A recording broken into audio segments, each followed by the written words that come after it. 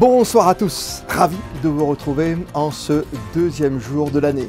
Toute l'actualité près de chez vous, votre vie quotidienne, c'est votre journal sur Monaco Info. Nous évoquerons une période d'après-fête que beaucoup d'entre vous apprécient. C'est le début des soldes et nous serons avec le président de l'Union des commerçants et des artisans, Alexandre Pasta. Interview, reportage et gros plan également ce soir sur une tendance aujourd'hui en principauté qui prend de l'ampleur, c'est le compost. Votre météo de ces prochaines heures et puis un regard chaque soir cette semaine en direction de ce qui vous attend en 2024 dans bien des domaines. L'innovation, la consommation, l'environnement, la culture, le sport. Et ce soir, le monde comme il va et ses interrogations sur la situation internationale pour 2024. Nous recevrons Dominique Simonet, journaliste spécialiste de l'étranger. Sans oublier les sports et le portrait du basketteur Peter Corneli, arrivé en début de saison au sein de la Roca Team. Beaucoup d'entre vous les attendent avec impatience chaque début d'année. Ce sont les soldes. Elles ont débuté ce mardi à Monaco, une semaine avant les Alpes-Maritimes. Tour d'horizon des bonnes affaires avec Vanessa Dessy sur des images d'Arnaud Humbert. Malgré un timide démarrage, les commerçants monégasques profitent de quelques jours d'avance sur leurs voisins français. Le coup d'envoi des soldes d'hiver 2024 a été donné en principauté. On attend les clients, nous sommes prêts avec des remises allant de moins 30 à moins 60, donc pour faire plaisir à notre clientèle aussi d'habitués. On est là, tout est organisé, nous attendons plus que les clients qui, j'espère, vont se déplacer aujourd'hui. Les remises se font vraiment aussi à des coups de cœur où je sais que ça va faire plaisir. La clientèle, ça fait quand même des années que je suis ici, donc c'est vraiment faire plaisir. Faire plaisir à tel point que la politique de certaines boutiques se résume à satisfaire sa clientèle en soldant même des articles non soldés. On ne solde pas au moins, on essaye toujours de faire quelque chose de toute façon aux clients quand ils viennent. Mais sinon, on essaye de s'organiser de telle manière de donner satisfaction aux clients. Les clients à cette époque de l'année ils viennent un peu pour ça, donc il faut faire un effort. C'est pas un effort, c'est normal, c'est un plaisir, et ils sont reconnaissants en plus. Vêtements, accessoires, chaussures, les soldes d'hiver en principauté, c'est jusqu'à la mi-février. Et au revoir tout le monde. Et pour aller plus loin, nous accueillons ce soir le président de l'Union des commerçants et artisans de Monaco, Alexandre Pasta. Bonsoir. Bonsoir, bonsoir. Et meilleurs vœux pour cette année 2024 qui arrive après une belle année pour le commerce en 2023 à Monaco. Oui, le commerce s'est bien passé en 2023, ça a été une année positive. A eu, très positive, je suis vraiment content pour nos commerces. On a eu beaucoup de touristes qui sont venus en principauté. On a eu des gens de la principauté qui ont consommé sur place.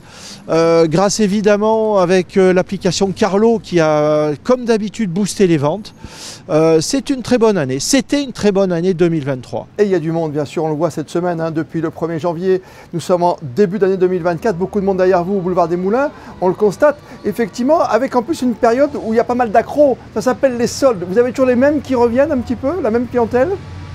Alors oui, effectivement, il faut avouer une chose, c'est qu'on a un petit avantage par rapport à nos voisins, c'est qu'on les commence plus tôt et on les finit plus tard. Voilà. Donc c'est bien, oui, on a des gens qui attendent cette période pour faire des affaires en principauté, sachant qu'on a des commerces qui ont des produits de qualité. L'accueil est toujours excellent dans nos boutiques, donc effectivement on a une clientèle qui attend ça avec impatience. Ça veut dire que de l'Italie ou de la France, on vient chez vous parce qu'une semaine avant, on peut faire de belles affaires, je ne dis pas de bonnes affaires, mais de belles affaires sur des produits de marque notamment. Exactement, sur les produits de marque et pas que les marques. On a bien entendu tous les magasins de chaussures, les magasins de prêt-à-porter, qui sont encore des magasins indépendants et qui font faire de belles affaires. Et moi, j'ajouterais quand même de bonnes affaires aussi. Malgré la concurrence de tous bords, parce que ça commence par les sites internet, au fameux Black Friday, il y a des opérations comme des ventes privées. Il y en a moins à Monaco qu'en France, par exemple, des ventes privées. On est face à un dilemme. C'est vrai que Internet, aujourd'hui, mais je crois que c'est devenu international, c'est une concurrence. On est conscient du problème. Je connais beaucoup de commerçants qui sont en train de chercher à faire une activité supplémentaire justement pour faire une offre auprès d'une clientèle beaucoup plus large. Dans ces cas-là, on va vraiment sur l'international et sur l'extérieur. Mais c'est vrai que ça reste une concurrence qui est là, tout à fait existante, qui est là. Voilà, qui est dans l'air du temps. Mais ça veut dire, exactement. Quand je vous écoute, Alexandre Pasta, je me dis que on le voit dans certains commerces, on peut cumuler 2 emplois. On peut faire, par exemple, je sais pas moi, un bar tendance avec une vente d'affaires de sport, par exemple. Une idée. Alors, exactement. Je crois qu'aujourd'hui, c'est la tendance. Et je dirais même plus qu'il faut le faire parce que ça permet de faire un supplément indiscutable à ces points de vente qui peuvent avoir des moments de trous de saison, de creux de saison. On peut penser au mois de novembre avant les fêtes, on peut penser au mois de fin janvier, début février, où c'est des périodes difficiles, où la vente par Internet peut faire un boost sur ces périodes un peu compliquées. Des magasins supplémentaires peut-être à venir, peut-être Boulevard des Moulins, rue Princesse Caroline, il y aura toujours de la nouveauté à Monaco en tout cas. Mais évidemment, vous savez, Monaco, on est quand même un diamant où il se passe toujours quelque chose. Et par nos commerçants, il y a toujours des gens qui ont envie de continuer d'ouvrir des magasins, qui ont envie d'ouvrir des commerces. Et c'est vrai, rue Caroline, il va y avoir une belle enseigne qui va s'ouvrir bientôt. Boulevard des Moulins, je sais qu'il y a des gens qui ont des beaux projets en tête. Fontvieille, on le sait, on en a parlé, il y a le centre commercial qui va se rebooster. Voilà, non, c'est très positif. Et aujourd'hui, pour conclure, peut-être le marché par exemple de Noël, c'est un vecteur aussi de venue de la part de nos frontaliers, de tous ceux qui sont autour de nous, les Italiens comme les Français. Vous constatez qu'il y a de plus en plus de monde chaque année. Hein. Exactement, je suis tout à fait d'accord avec vous, oui. Le marché de Noël est incontestablement un pôle attractif pour tous les gens qui viennent en principauté. Ils commencent à se balader par le casino, ils descendent sur le port au marché Noël et souvent ils finissent à Monaco-Ville où il y a des magasins de souvenirs, où ils peuvent voir la place du Palais en se baladant, en flânant dans la principauté. Monaco, force d'attractivité. Merci Alexandre Pasta d'avoir été avec nous ce soir et bonne année encore. Merci, à bientôt. C'est plus qu'une tendance, le compost s'installe désormais dans nos vies de tous les jours. Et c'est une trentaine de ménages qui sont concernés aujourd'hui dans le quartier de Fontvieille. Le reportage d'Émilie Terrasson. Un composteur pour une trentaine de ménages volontaires. C'est l'objectif de ce composteur de proximité. Dans le quartier de Fontvieille, il est possible pour les résidents de l'immeuble Les Eucalyptus et ses environs d'assister à une formation de la société monégasque d'assainissement pour y avoir accès. Pour faire un compost de qualité, il faut 2 choses. Il faut de la matière azotée, il faut de la matière carbonée. Alors ça a l'air compliqué dit comme ça, mais la matière azotée, en fait, c'est vos apports de cuisine. La matière carbonée, ça va être notamment ce qu'on appelle du broyat. Le broyat, c'est lorsque vous prenez des arbres et que vous allez les broyer en petits morceaux. Ce mélange va vous permettre de faire au-delà d'un processus. Donc en fait, les composteurs derrière moi, ils sont en contact direct avec la terre et tous les animaux en fait, qui vivent sous nos pieds vont remonter, c'est eux qui vont dégrader la matière. Les déchets organiques des cuisines doivent être découpés en morceaux avant d'être déposés dans le bac. En plus de ces restes, il faut y ajouter du broyat. Pour récolter ce compost, il faut compter 6 à 8 mois. On travaille avec un responsable de site, c'est-à-dire que lorsqu'on met en place ce type d'installation, d'abord la première chose, il faut que ça vienne d'une demande des producteurs. C'est-à-dire que et généralement, on va le conditionner pour un certain nombre d'utilisateurs. Et en fait, ce sont les utilisateurs eux-mêmes qui vont être, on va dire, les gardiens de ce composteur et qui vont s'assurer, avec notre aide bien évidemment, que tout se passe bien et que tout le monde respecte les règles. Installés selon la demande, ces composteurs de proximité sont un premier pas vers le recyclage des déchets organiques. On envisage une solution à plus grande échelle de la principauté évidemment, et qui vise la restauration collective, les hôtels-restaurants, pour avoir un compost toujours de qualité. Le contrôle des apports est déterminant dans ce cas-là. Par rapport à ça, donc, un composteur électromécanique semble être une solution bien pour Monaco, dont l'encombrement est réduit, dont les nuisances sont réduites, et qui permet d'avoir un compost rapide et de qualité, qui permet de traiter une grande variété d'apports. Le compost est ensuite donné à ceux qui y participent, mais aussi à la direction des aménagements des jardins qui l'utilisent dans les espaces verts. C'est un rituel que beaucoup d'entre vous surveillent attentivement. La récolte annuelle par les jardiniers de la direction de l'aménagement urbain des bigaradiers, ces fameuses oranges amères qui font partie de votre paysage au quotidien.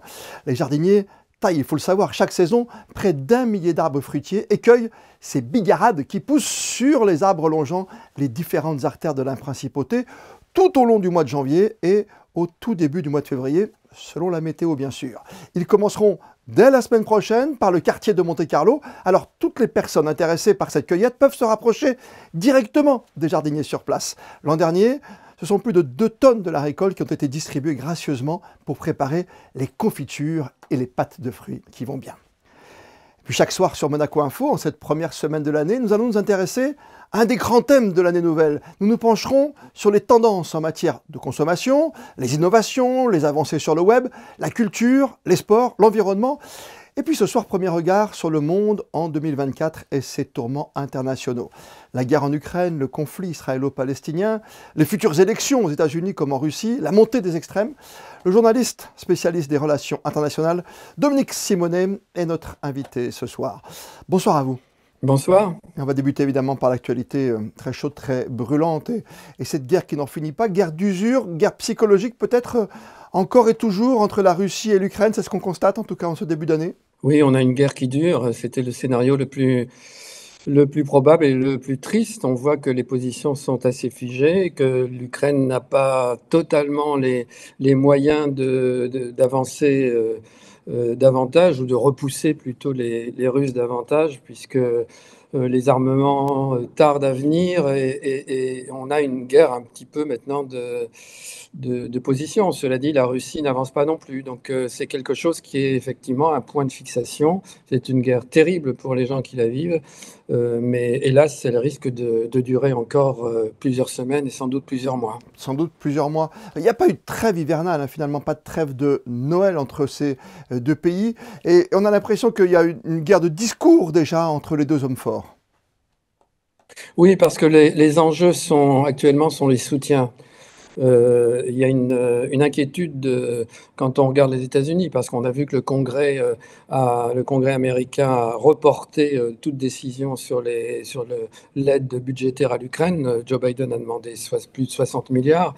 On voit aussi qu'il y a une inquiétude du côté de l'Europe. Il y aura des élections européennes en juin prochain et qu'il y a aussi une inquiétude sur le soutien. Donc, effectivement, vous avez raison, c'est une guerre d'image et le président Zelensky veut absolument essayer de montrer qu'il est prioritaire pour lui d'avoir toujours ces deux soutiens importants, ces deux soutiens occidentaux des deux côtés de l'Atlantique, et que sans ces soutiens-là et sans ces soutiens renouvelés, il ne peut continuer à faire cette guerre et les conséquences seraient très lourdes pour l'Ukraine.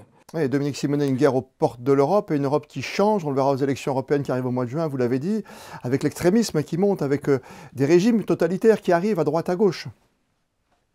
Oui, on a une année 2024 qui s'annonce assez pour le moins chargé, avec une géopolitique, je dirais une géopolitique en feu. Il y a des points chauds un peu partout. On le voit au Moyen-Orient avec la guerre Israël contre le Hamas. On le voit en mer Rouge avec ces tensions en mer Rouge. On le voit en mer de Chine avec toujours l'incertitude et la menace sur Taïwan. On le voit au Sahel où les troupes occidentales et les Français sont partis du Mali et maintenant du Niger. Il y a donc deux guerres en cours. Il y a tous ces points chauds et il y a aussi, je dirais, vous venez de l'esquisser, des guerres idéologiques d'une certaine manière. Il y a un islamisme conquérant qui est de plus en plus fort. On le voit notamment en Afrique, on le voit au Moyen-Orient, oui, mais on le voit aussi dans nos sociétés à nous, et puis un antisémitisme qui s'est d'un seul coup libéré et qui est très très inquiétant aussi pour nos démocraties. Et puis s'ajoute à cela un chapelet de dates, d'événements au cours de 2024, avec des élections en Russie, mais enfin ça c'est pour le symbole, mais surtout des élections européennes, avec on ne sait pas quelle pourra être la majorité au Parlement, des élections à Taïwan qui peuvent aussi peut-être infléchir, un petit peu infléchir la position des Taïwanais vis-à-vis de la Chine, et surtout l'élection américaine en novembre. Bah oui. Trump, Biden, le monde ne sera pas le même si c'est Trump ou si c'est Biden, ça c'est sûr. Oui, parce qu'on va retrouver Trump et Poutine, hein, que j'allais dire presque dans ce cas de figure. Les élections commencent dès maintenant, à mi-janvier, quelque part jusqu'au mois de novembre. C'est un marathon politique pour les États-Unis. Oui, alors je dirais il y a 2 ou 3 même calendriers qui s'entremêlent pour les États-Unis actuellement. Les primaires vont commencer maintenant au courant du mois de janvier. Il y aura beaucoup de primaires aussi en mars, les conventions à l'été et les élections en novembre.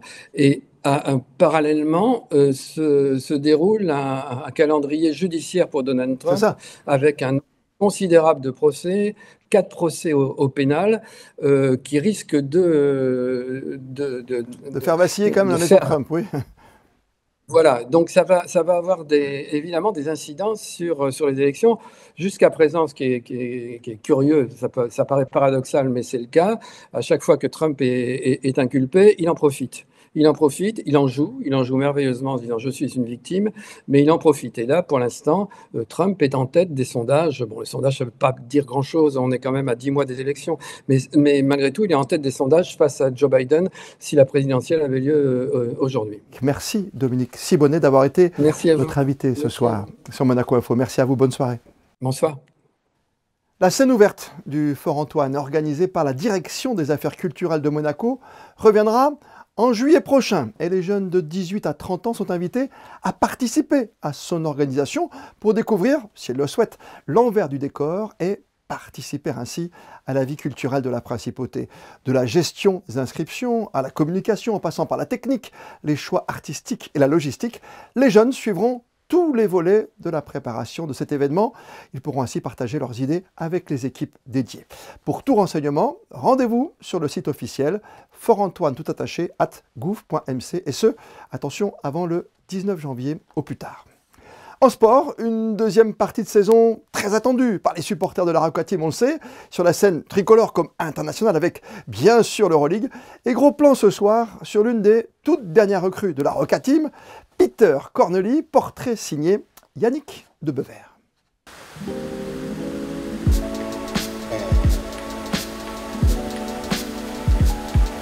On va dire Peter, même si c'est vrai que mon prénom s'écrit du coup PETR, tout simplement parce que ma mère est tchèque et donc je suis aussi à moitié tchèque. Pour le coup, ma mère m'a toujours appelé Peter aussi, donc tout le monde m'appelle Peter, mais ça s'écrit comme ça. Chez les Cornely, le basket, c'est dans les gènes. Peter grandit en Alsace, entouré de demi-niveau et sa grande sœur Jodie, désormais joueuse de l'équipe de France 3-3. Un cadre plutôt favorable. Il n'y avait pas 36 000 choix différents, hein. C'était soit volley, soit basket, soit ma mère voulait aussi pourquoi pas du hockey sur glace. Donc je suis très bon patineur d'ailleurs. Donc basket obligatoire je dirais. Et puis c'est vrai quand on a été baigné dedans et quand tous les week-ends on est dans une salle de basket, automatiquement on est un petit peu influencé quand même. Passé par le pôle espoir d'Alsace puis formé au Mans là où il signe pro, Peter se distingue très vite. Sa polyvalence à l'intérieur et son potentiel lui vaudront le statut de grand espoir du basket français. Élu meilleur jeune de Pro A en 2015, la confirmation a ensuite mis du temps à arriver. Peu de pression, je dirais, la première année parce que c'était surtout en fait la pression quelque part de bien faire, mais voilà, tu arrives en pro, tu connais pas encore ce niveau-là, ce monde-là et t'as rien à perdre en fait, tu vois. T'as 19 ans, on te met sur le terrain, mais t'as rien à perdre à cette époque-là. Je n'avais pas non plus l'éthique de travail pour mettre cette pression en fait du bon côté, je dirais. C'est-à-dire que je prenais toute la pression dans la tête et puis je me disais voilà, au match il faut que je performe et puis c'est tout, plutôt que de me mettre cette pression en me disant travailler justement pour progresser et puis avoir conscience en fait si tu veux de cette marge de progression que j'avais encore. Ça m'a fait défaut, ça c'est sûr. Quelques années plus tard quand j'étais à Pau par exemple, où là il y a vraiment eu un gros switch, où j'ai compris pas mal de choses et là pour le coup ça venait de moi quoi. Tu vois. Donc, et c'est ce qui a fait la grosse différence d'ailleurs après. Hein. Drafté par Denver en 2016, il y signe un two-way contract 5 ans plus tard suite à une grosse saison avec Pau. Le travail paye, direction la Grande Ligue. Mais Peter n'aura pas vraiment sa chance et jouera le plus clair de son temps en G-League. La deuxième division américaine ne lui convient pas, alors retour en Europe Et rien de mieux que le Real Madrid pour goûter à l'Euroleague et la remporter. En quête d'un rôle important sur le vieux continent, l'Alsacien a posé ses valises cet été à Monaco. Je pense qu'il fait partie clairement de ceux qui travaillent le plus. Toujours là, très constant dans son travail, donc ça a son image, c'est quelqu'un de très rigoureux. Des fois on veut qu'il se décoince un peu, mais Peter c'est quelqu'un il a 28 et disons que dans sa tête il a peut-être 38 ou 39, il a peut-être 10 ans de plus. Donc, mais au contraire, je pense que c'est très positif et c'est ce qui le rend très mature. Justement, il arrive très vite à prendre du recul sur les choses et à rester centré sur ce que lui doit faire. Et ça, je pense qu'il le doit à cette certaine maturité qu'il a et qui font de lui ce qu'il est. Dans cette vidéo, je vais te partager 5 choses qui m'ont permis de passer de la Pro A à l'Euroleague en passant par la NBA en l'espace de 1 an. Je me suis imposé vraiment un petit rythme de vidéo, on va dire, pour essayer de partager un petit peu le quotidien, d'être un basketteur professionnel, d'être sportif de haut niveau, etc. Comment ça se passe. Je pense qu'il y a beaucoup de jeunes qui s'identifient à ça, qui veulent justement devenir basketteur pro, qui veulent devenir footballeur pro, professionnel, peu importe. Crée un game plan est la première étape pour atteindre un objectif. Donc prends ta feuille, écris tes objectifs et mets en place des actions simples à réaliser chaque jour. C'est important, je pense, de donner aussi un petit peu ce qu'il faut déjà d'une pour y arriver, mais aussi en quoi consiste finalement ce métier dans la vie de tous les jours. C'est une vie forcément qui a énormément d'avantages, mais qui a aussi forcément certains inconvénients. C'est important, je pense, de pouvoir partager ça à la communauté et puis d'échanger là-dessus. La météo pour ces prochaines heures, c'est avec vous, Vanessa Dessy, bonsoir. Bonsoir Christophe, bonsoir à tous. Le ciel sera assez dégagé durant la journée. Les températures resteront de saison, elles oscilleront de 10 à 16 degrés. Le soleil se lèvera à 8h02 et se couchera à 17h06 et nous fêterons les Genevièves. Et on a appris le décès du professeur Vincent Dor, fondateur avec le docteur Jean-Joseph Pastor du Centre cardio-thoracique de Monaco. Le professeur Dor s'est éteint à l'âge de 91 ans. Chirurgien cardiaque de renommée internationale, il a contribué pendant plus de 35 ans au développement de l'attractivité médicale de la Principauté, en créant et développant un établissement d'excellence et de référence exclusivement dédié à la prise en charge médico-chirurgicale des pathologies cardiovasculaires et thoraciques. Son esprit d'entreprise, avant-gardiste, sa détermination et sa volonté ont permis la création donc du Centre cardio-thoracique. C'était en 1987. C'est une personnalité marquante de Monaco qui disparaît, une figure incontournable du monde de la santé. Et comme le veut la tradition, on termine votre journal ce soir par les instantanés du jour, au lendemain de vos intentions déclarées en matière de bonnes résolutions. Nous sommes allés vérifier côté sport ce qu'il en était. Les photos sont signées Frédéric Nébinger. On se retrouve demain pour un tout nouveau journal sur Monaco Info. D'ici là, belle et bonne soirée à toutes et à tous.